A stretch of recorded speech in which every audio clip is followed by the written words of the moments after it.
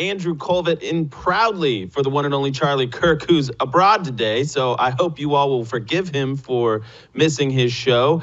A trip to Greenland with Don Jr., Sergio Gore from PPO is something I couldn't begrudge him for taking the opportunity to do. So here we are, honored to be with you, stations across the country. What an amazing, amazing day. The dawning of a new era is upon us. And to help make sense of what we have just witnessed, and Charlie's trip to Greenland, of course, so much more, is the one and only Kane from Citizen Free Press. Kane, welcome to the Charlie Kirk Show, my friend. Help us make sense. I mean, what is going through your mind this morning with all of this breaking news? Well, thanks, Andrew. Sorry, I was just on the other line with my travel agent. I was booking a trip to the Gulf of America. I've got, I figure the rush is going to be on, dude. We probably got about 7 hours to book trips all along the Texas coast. And, my travel agent, I don't know if your young viewers even know what travel agents are, but somehow this guy knows your schedule.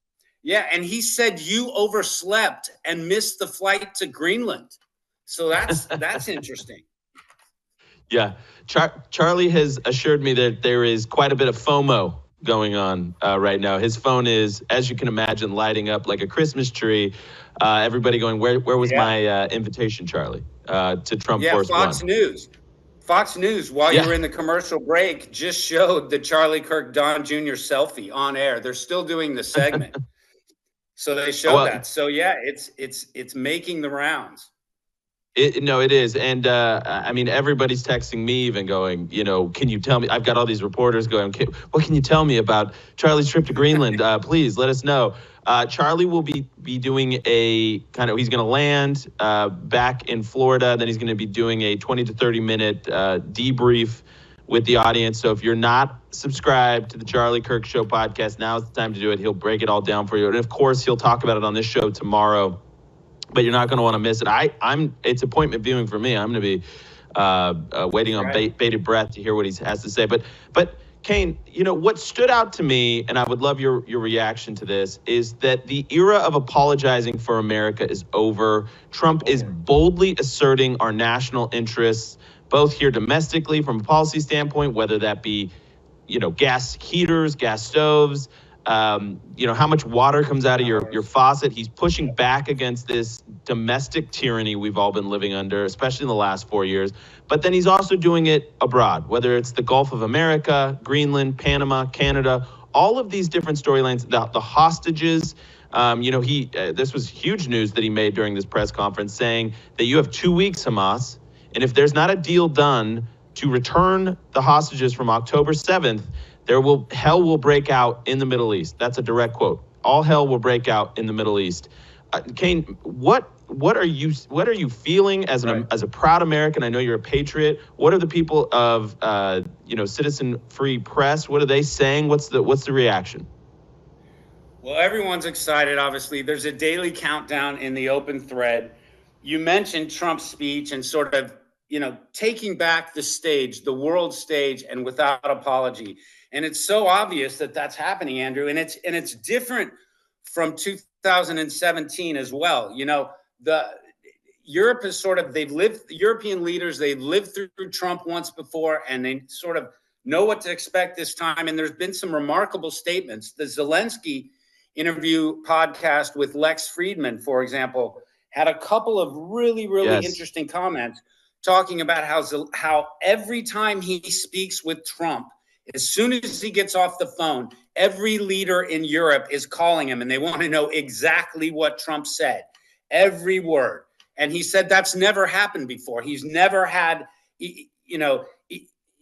previously with Trump, as well as since Biden has been in office. So that's never happened. So it's obvious that the landscape is changing, and there are no apologies. You mentioned that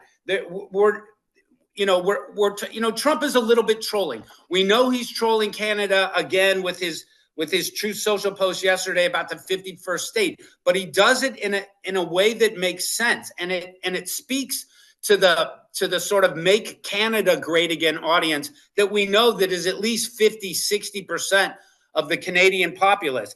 And it's the same thing with Greenland. I think he's trolling slightly less with Greenland, certainly. And the fact that Greenland has said they want their independence from Denmark, and that now Trump, as you mentioned, has said that he'll use tariffs against Denmark if they attempt to intervene in any movement that we make to sort of align Greenland with the U.S., whether that's making them a territory or whatever, that final result would be. But it's exciting, dude. It's just absolutely exciting. Everyone's caught the fever. I know you guys are looking forward to inauguration. D.C. is going to be rocking. The last time huge Patriot crowds went to D.C., it was a heck of a lot different 4 years ago. So it's a super exciting time, and we earned it. That's the last thing, dude. We earned this with hard work and every single day for 4 years. We didn't know if these days were going to come. And even if they came, we didn't know, for example, if we were going to hold the House and whether Jamie Raskin was going to attempt his Democrat insurrection. So it's really nice just to be able to take deep breaths and remind ourselves that we won. We won all 7 swing states. And now our president is back and Europe is taking him seriously. And you know what? It's just a damn good time to be an American, Andrew. It's a damn good time.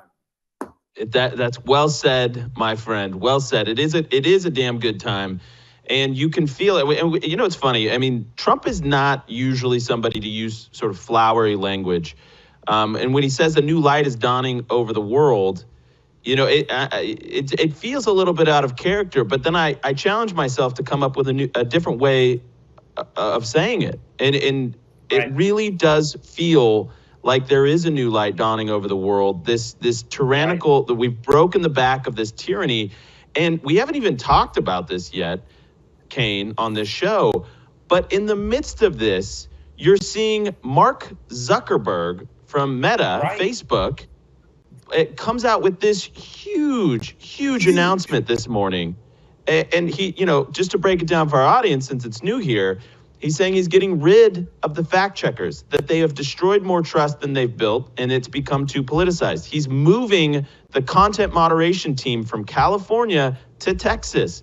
He's openly saying he wants to work with the Trump administration to push back against the censorship in these other countries, because he says that America has the most robust free speech protections and that the last 4 years have been hard with America's own government pushing for censorship. So he threw Biden's administration under the bus while lifting up Trump and saying we need help to fight back on the world stage.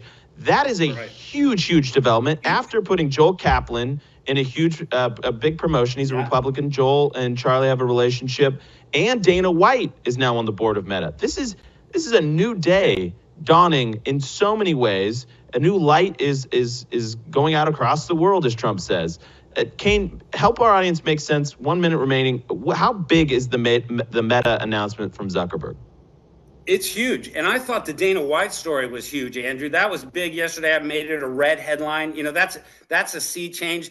You and I both know that Zuckerberg has been training with MMA fighters for the last 2-3 years. That's why he wanted to sort of battle Elon Musk.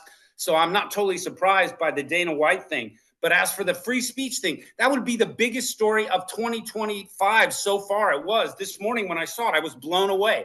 I think I put 4 links up to it, including the video from Zuckerberg himself. And everything that you said, that the fact checkers are gone, that they're going back to free speech, and they're modeling it after Elon Musk and Twitter with community notes. So there's, and he even admitted one of his quotes was, fact checking has become too politically biased. No one believes it.